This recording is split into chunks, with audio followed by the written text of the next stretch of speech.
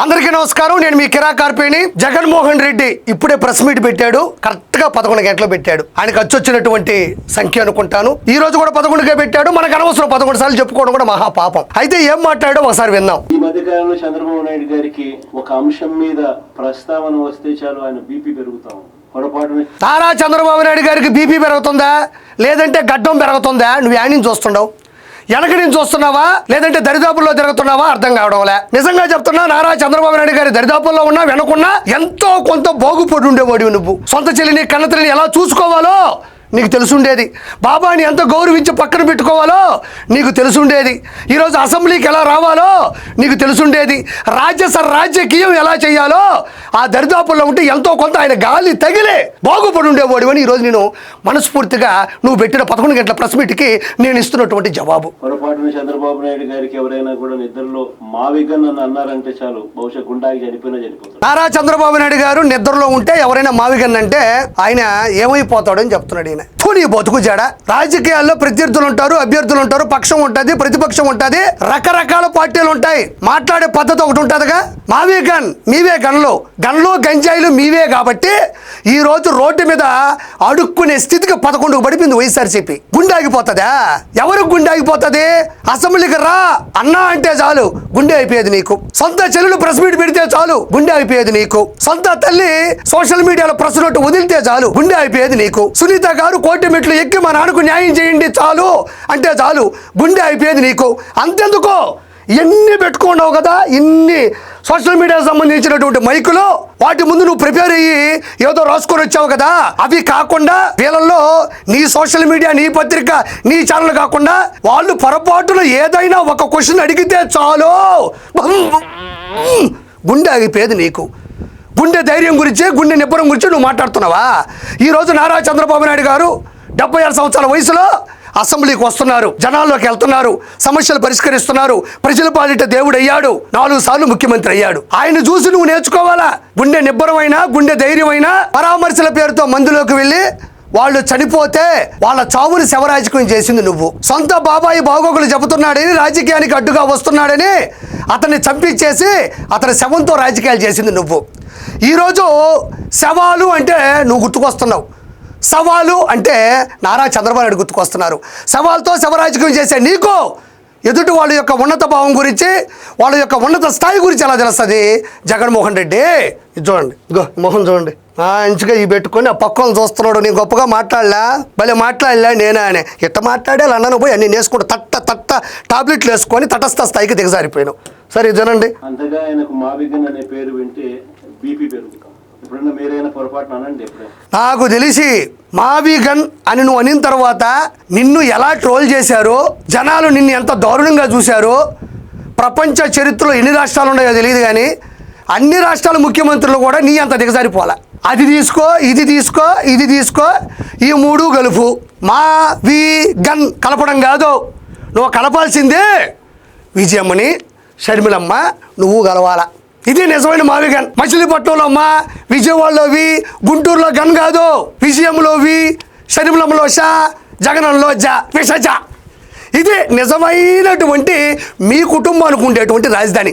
అవి 3 కలిపి, అవి 3 కుట్టి నీ రాజధాని నువ్వు బాగుపడుచుకో. ఒకరికి చెప్పే స్థాయి కాదు నీది. చూడండి మావిగన్ గురించి మీ కామెంట్స్ ఏంటి సార్? ఇక్కడ చూడు, మళ్ళీ ఈయనేదో మొత్తం అందరినీ పెట్టాడు అంటే అనుకుంటారు కదా. ఇప్పుడు రికార్డ్ చేసి దాన్ని స్కెచ్తో లైవ్ అని రాసి అంతకుముందు స్కాచ్ చేసి పూర్తి స్థాయిలో స్క్రిప్ట్తో వస్తున్నాడని ఎవరో 4 పెట్టారు. మళ్ళీ వాళ్ళు అపర మేధావులు మళ్ళీ నవ్వుతున్నారు మళ్ళీ. ఓకే, 4 టాబ్లెట్లు మీరు కూడా వేసుకోండి, ఏమనుకోబాకండి, మీకు నాకు శత్రుత్వం లేదు. గుండె ఆగిపోకపోతే అదృష్టం, మిమ్మల్ని తిట్టకపోతే వెంటనే మీ మీద బ్లాస్ట్ చేయకపోతే ఎందుకు ఆ నవ్వెందుకు? ఎందుకు అది ఏమైంది? ఏమైంది అంటున్నా. ఎందుకు అంత పొడి నవ్వెందుకు? అంత సైకోయిజం ఎందుకు? అంత శాడిజం ఎందుకు? ఏం కావాలి నీకు? ఒక పక్కేమో గూగుల్ డేటా సెంటర్ వస్తుంది, ఒక పక్క పరిశ్రమలు వస్తూ ఉంటాయి. ఏ నియోజకవర్గానికి ఆ నియోజకవర్గం 100% ఎదిగిపోతూ ఉంటుంది. అసెంబ్లీలో ఏమన్నా క్వశ్చన్లు ఆడతానేమో నువ్వు భయపడి రాలేకపోతూ ఉండవు. రానున్న రోజుల్లో ఇచ్చేటువంటి 263 సీట్లలో 250 కొట్టేస్తానే భయంగా ఉంది. ఏం కావాలి నీకు? రాష్ట్రానికి ఫ్యూచర్లో కూడా రాష్ట్రానికి రాజధాని లేకుండా చేస్తా ఉన్నాడు. అంటే మళ్ళీ సెక్రటేరియట్, మళ్ళీ అసెంబ్లీ, మళ్ళీ హైకోర్టు, మళ్ళీ వాటి పేరుతోనే కొత్తగా బిల్డింగ్లు కడతానంటున్నాడు. పర్మనెంట్ సెక్రటేరియట్ అని కొత్త నామకరణం చేసి 2019కు ముందు నారా చంద్రబాబు నాయుడు గారు అప్పుడు మనకున్నటువంటి ఆర్థిక బడ్జెట్ లో మనం తెలంగాణ నుంచి ఇక్కడి నుంచి వెళ్ళిపోయిన తర్వాత చిల్లి గవ్వ లేకుండా సంచులు ఖాళీ చేసుకొని ఒక్క రూపాయి కూడా లేకుండా సొంత కుటుంబాన్ని ఏర్పరచుకునేటువంటి పరిస్థితి. ఆయన ఆర్థిక వనరుల్ని ఆర్థిక అభివృద్ధిని ముందుకు తీసుకొచ్చి ఉన్నంతలోనే ఉన్నత స్థాయిలో టెంపరీగా అసెంబ్లీ కావచ్చు, సెక్రటరియట్ కావచ్చు, మిగతా వాటన్నిటినీ కూడా పరిపాలనా దిశగా అడ్మినిస్ట్రేషన్ కోసం ఏర్పాటు చేయడం జరిగింది. ఆ తర్వాత నువ్వు వచ్చిన తర్వాత అన్నిటికీ దిక్కు తాడేపల్లి ప్యాలెస్ అయింది.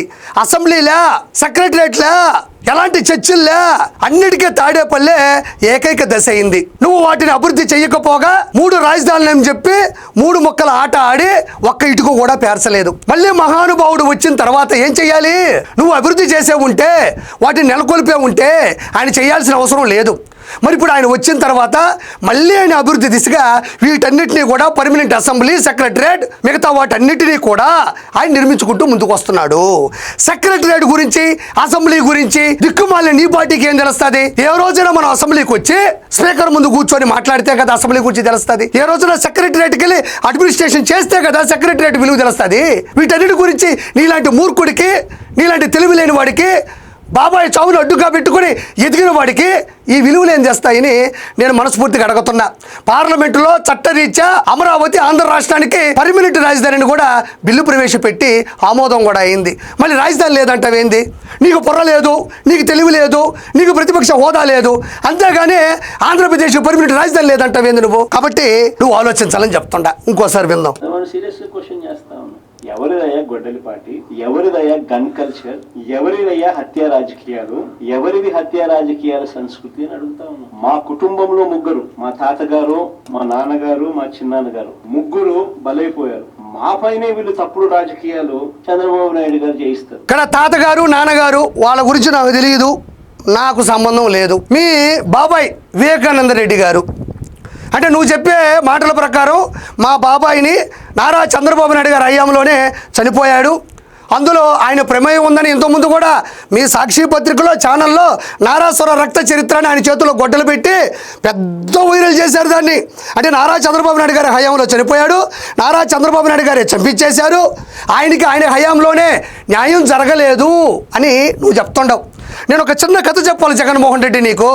వెస్ట్ బెంగాల్లో రేఖా పాత్ర అనే ఒక దిగువ మధ్య తరగతి కుటుంబానికి చెందిన మహిళ కూతురు డాక్టర్ చదువుకుంది, డాక్టర్గా పనిచేస్తుంది. అపోసపం తెలియని ఆ అమ్మాయిని దొండగులు నీచాతి నీచంగా రేప్ చేస్తే అక్కడ ఉన్నటువంటి ప్రభుత్వం దాన్ని పట్టించుకోకపోతే నరేంద్ర మోదీ గారు డైరెక్ట్గా ఆవిడ దగ్గరికి ప్రత్యక్షంగా వచ్చి నీకు నేను బీజేపీ నుంచి బీఫామ్ ఇస్తా, నీకు న్యాయం జరగట్లేదు, నువ్వు గెలువు, అసెంబ్లీకి రా, నీ కూతురుకు నువ్వే న్యాయం చేసుకో అని చెప్తే ఈరోజు భారతదేశ రాజకీయ చరిత్రలో ఆవిడ యొక్క అత్యున్నత స్థానంలో గెలిచి ఇప్పుడు ఆవిడ తన కూతురిని ఎవరైతే పొట్టలు పెట్టుకున్నారో పోరాడుతూ ఉంది, గెలుస్తుంది. ఇది ప్రపంచ చరిత్ర రాజకీయాల్లో కూడా గొప్ప విశేషం ఇది జరగడం. ఇది ఎందుకు చెప్పాను అంటే నారా చంద్రబాబు నాయుడు గారు చేశారు, నారా చంద్రబాబు గారి హయాంలోనే జరిగింది, నారా చంద్రబాబు నాయుడు గారి నారాసుర రక్త చరిత్ర అని అంటున్నావు కదా. తర్వాత 2019లో నువ్వు ముఖ్యమంత్రిగా వచ్చావు కదా, ఏం గాడిదలు కాస్తున్నావా? నేను కదా ప్రజలు కూడా అడుగుతున్నారు, గాడిదలు కాస్తున్నావా ఆ రోజు నువ్వు? మరి కాదంబరి జత్వాని ఒక నటి ముంబైలో తన గేటెడ్ కమ్యూనిటీలో తన పద్ధతితో తన కుటుంబంతో బతుకుతుంటే 3 ఐపీఎస్ఎల్ని ఏమాత్రం వాళ్ళకు ముందుగా చెప్పకుండా ఎఫ్ఐఆర్ బుక్ చేయకుండా డైరెక్ట్గా పట్టుకు తీసుకొచ్చి ఇక్కడ హింస పెట్టించినటువంటి నీచ చరిత్ర అనేది. పక్క రాష్ట్రాల్లో ఉండే వాళ్ళని తీసుకొచ్చి హింస పెట్టించిన నువ్వు సొంత రాష్ట్రంలో నీ బాబాయిని కోల్పోతే అధికారంలోకి వచ్చిన నువ్వు వాళ్ళ మీద ఎందుకు శిక్ష విధించలేకపోయావు?